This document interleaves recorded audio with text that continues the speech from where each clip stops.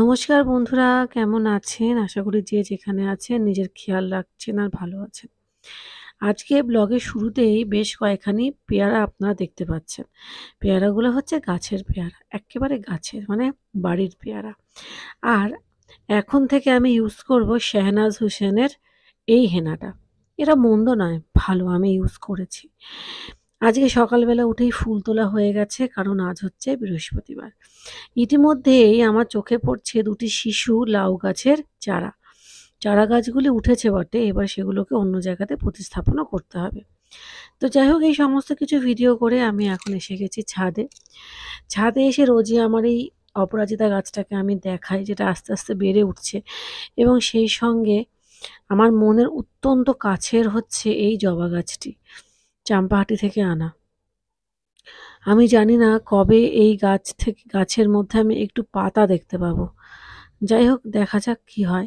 এই অ্যালোভেরা গাছটাও কিন্তু চাম্পাহাটি থেকেই আনা, আমার বাবার নিজে হাতে লাগানো। যাই হোক সবটাই স্মৃতি হয়ে রয়ে গেছে আরকি। আর এই জবা গাছটাও কিন্তু চাম্পাহাটি বাড়িরই একটা স্মৃতি। আমি খুব চাই যে যাতে করে এই জবা গাছটা এতটুকু পাতা ফুলে ফলে ভরিয়ে তোলে। খুব আমার মনের ইচ্ছে। জানি না এই ইচ্ছেটা পূরণ হবে কিনা। যাই হোক আজকের দিনটা শুরু হয়েই গেল। দেখা যাক কেমন হয়, কেমন যায়। আশা করছি ভালোই কাটবে। আর এই ফুলগুলোকে আমি তো রোজই দেখাবো বলেই ঠিক করেছি ব্লগে। কারণ আমার অত্যন্ত প্রিয় এই ফুলগুলো। আর আমার খুব ভালো লাগে। কারণ একটা সময়ের পরে এই ফুলগুলো আপনারা কেউই আমার ব্লগে আর দেখতে পাবেন না। কারণ এদের সিজনটাই হচ্ছে জুলাই টু অগাস্ট কি খুব বেশি হলে হয়তোবা সেপ্টেম্বরে। শীতকাল এসে গেলে এগুলোর কোনো অস্তিত্বই থাকে না। আর গরমকালে তো পাওয়াই যায় না।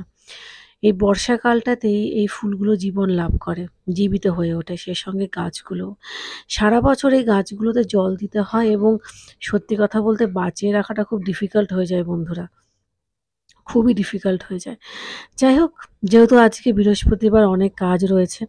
ইতিমধ্যে আমি দেখতে পাচ্ছি আমার শাশুড়ি মায়ের লাগানো লঙ্কা গাছেও কিন্তু প্রচুর লঙ্কা হয়েছে। এই লঙ্কা গাছটা লাগানো নিয়েও না একটা গল্প আছে।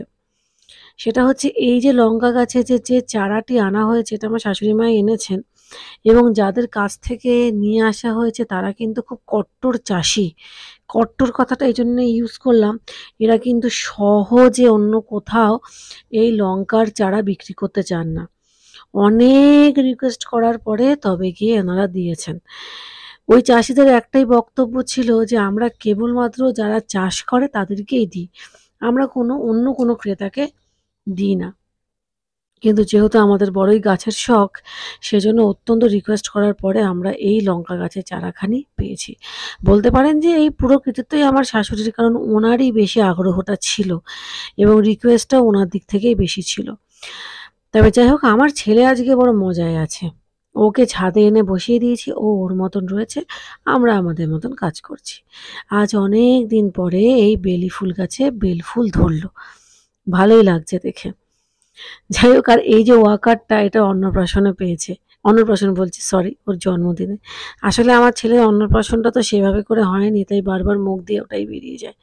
যাই হোক সে আর কি করা যাবে। সেই কথা আর মনেও করতে চাইছি না, বলতেও চাইছি না। ওকে নিয়ে বেশ মজাই করছি আমরা এখন। আর ও বেশ মজাতেই আছে।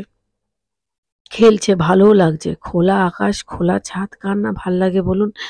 আর চারিদিকে গাছপালা, দিব্য আছে, মজাও করছে। এরই মধ্যে আমার চোখ পড়ে গেছে আমার লাগানো এই করলা গাছটিতে। জানেন তো নিচে না করলা গাছে করলা হয়েছে। আর এই হচ্ছি আমি, আপনাদের সামান্য একজন ব্লগার। আমি অনেক কিছুই বলছি এখানে, কিন্তু ওই আর কি আমাদের পাশের বাড়িতে বড়ই উচ্চস্বরে গান বাজিতেছে। এবারে গান বাজলে আমি তো আর ভয়েসটা দিতে পারছি না কারণ কপিরাইট আসবে। যাই হোক নিজের মুখমণ্ডলখানি আপনাদেরকে দেখালাম। দিনে একবার তো দেখানোটা একেবারেই কাম্য, তাই নয় কি? তবে যাই হোক যেটা বলছিলাম, নিচে আরো একটি করলা গাছ লাগানো হয়েছে। সেখানে করলা এসেছে। ৩-৪ টে করলা আমরা খেয়েওছি গাছে। আমি শুধু অপেক্ষায় আছি কবে আমার হাতে লাগানো এই করলা গাছে করলাটি হবে। তো এইরকমই একটা কথা আমি বলছিলাম ব্লগে। তো আমার শাশুড়ি বললেন যে এখনো পর্যন্ত সেই সময় আসেনি।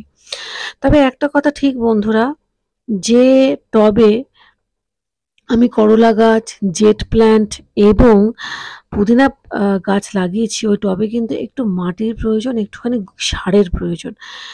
আমি ঠিক সময় করে উঠতে পারছি না। এটা যেমন ঠিক তেমন আরও একটি কথা ঠিক যে বৃষ্টি হচ্ছে বলে আমি মাটিও ওপরে আনতে পারছি না। তো যাই হোক, দেখা যাক কি করা যায়। মাটি তো একটু লাগবেই ওই টবে, কারণ অনেক গাছ রয়েছে।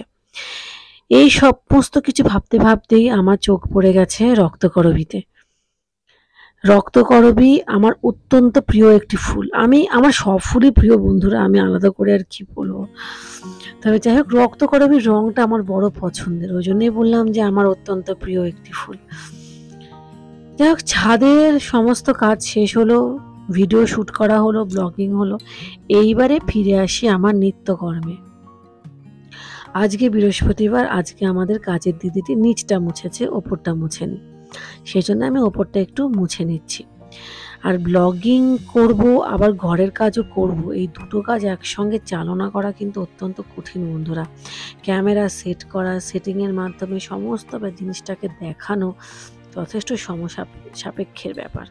যাই হোক, আমি চেষ্টা করেছি, এই আর কি।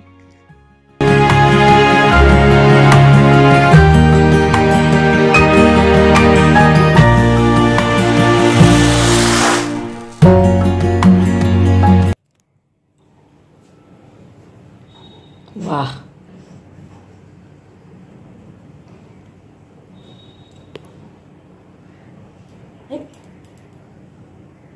হ্যাঁ রে, এই তোর ভয় ডর লাগছে না রে?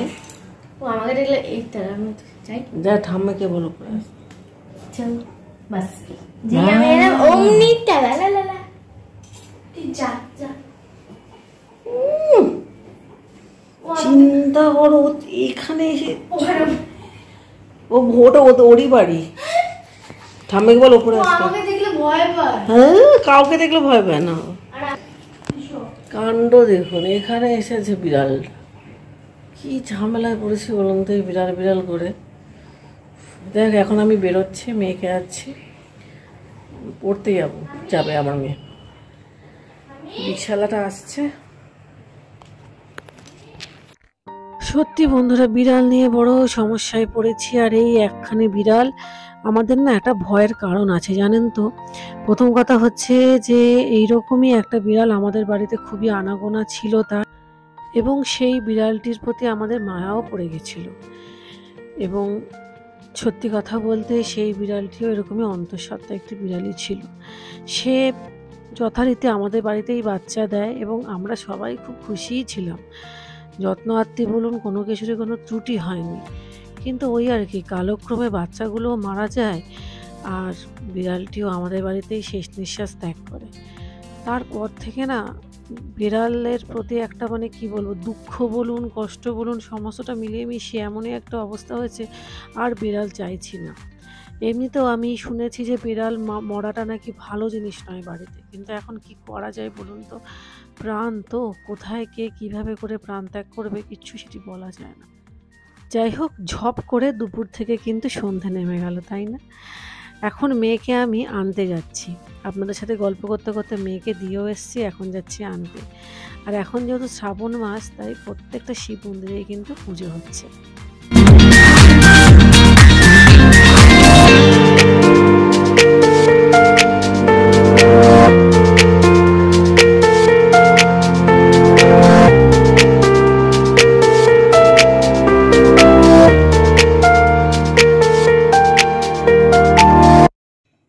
চাটা আমি বসিয়ে দৌড়ে পালিয়ে গেছি।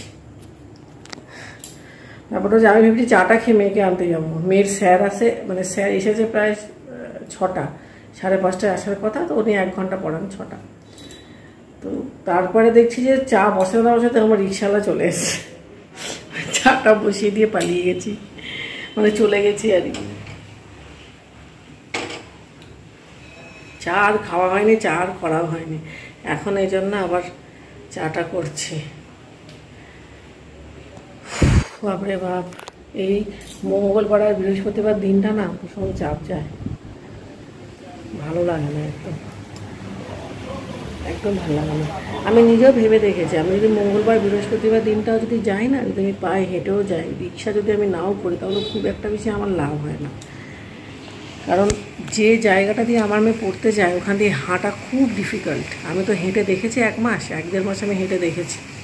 এত গাড়ি যায় আর প্রত্যেকবারই লরি আসছে, বাস আসছে, এখন হাঁটার জায়গাটা খুব মানে নয় ওটা।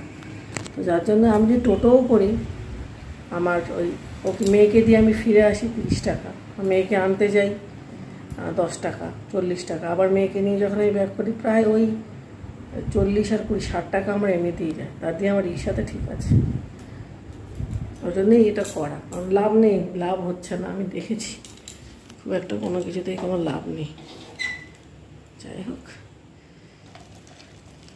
এখন রিক্সাটাকে হয়তো আমার মান্থলি করতে হবে, কারণ মান্থলি না করলে না খরচটা বেশি পড়ে যাবে।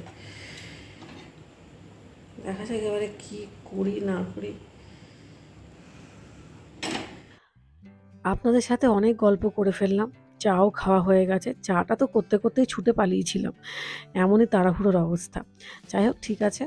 তো এখন রাতে ডিনারের প্রিপারেশন নিচ্ছি এবং আজকে আমরা খাবো বরবটি দিয়ে আলুর তরকারি। এর আগেও না আমি বহুবার বরবটির তরকারি করেছি, কিন্তু আমার নাকে কেমন একটা বরবটির গন্ধ লাগে। আপনারা একটু জানাবেন তো আপনাদের লাগে কিনা? কি জানি বাবা, আমার তো লাগেই লাগে। তো ওজন্য আমি কি করি, এখন বরবটিটাকে একটুখানি জল গেলে ফেলে দিই। মানে জলে একটুখানি সেদ্ধ করি, ঠিক মানে ভাপিয়ে নিই বলতে পারেন। জলে ভাপানো হয়ে গেলে ওই জলটা ফেলে দিয়ে তারপর রান্না করি। তো সেটা আমার করা হয়ে গেছে। বরবটি এবং আলু দুটোই আমি জলে ভাপিয়ে নিয়ে জলটা ফেলে দিয়েছি। এরপরে সর্ষের তেলে তেজপাতা ফোড়ন দিয়েছি। এরপরে দেবো একটুখানি হিং। হিংয়ের পরে একটুখানি দেবো কালো জিরে। তারপরে পেঁয়াজ, রসুন এই সমস্ত কিছু একে একে দিয়ে দেবো। তারপরে পেঁয়াজ রসুনটা যখন ভাজা ভাজা হয়ে যাবে তখন একটুখানি ম্যাগি মশলা দেবো। আর নুন, হলুদ, লঙ্কা আপনাদের যে যেমন খান তেমন দেবেন। চাইলে একটুখানি জিরে গুঁড়োও দিতে পারেন। আমি সবটাই দিয়েছি এবং আপনাদেরকে দেখিয়েও দিচ্ছি। তারপরে জল গেলে ফেলে রাখা যে বরবটি এবং আলুটা, মানে আংশিক সেদ্ধ হওয়া বরবটি এবং আলুটা, সেটা আমি এর মধ্যে অ্যাড করে দেবো। আজকে রাতে আমাদের ডিনার রেসিপি এটাই ছিল এবং এভাবে করেই আমি এখন বরবটি আলুর তরকারিটা রান্না করি। মন্দ লাগে না। আর রসুনটা একটু বেশি পরিমাণেই আমি বরবটিতে, মানে বরবটির তরকারিতে আমি অ্যাড করি। তার কারণ হচ্ছে তা নাহলে কেমন একটা গন্ধ গন্ধ লাগে, এই আর কি। যাই হোক, অনেক গল্প হলো। আজকের দিন যাপন আমার এখানেই শেষ হলো। আজকের ভিডিওটাও এখানেই স্টপ করছি। সবাই ভালো থাকবেন, সুস্থ থাকবেন এবং সাবধানে থাকবেন। দেখা হচ্ছে আবারও একটা ব্লগে। ততক্ষণের জন্য টাটা, বাই বাই।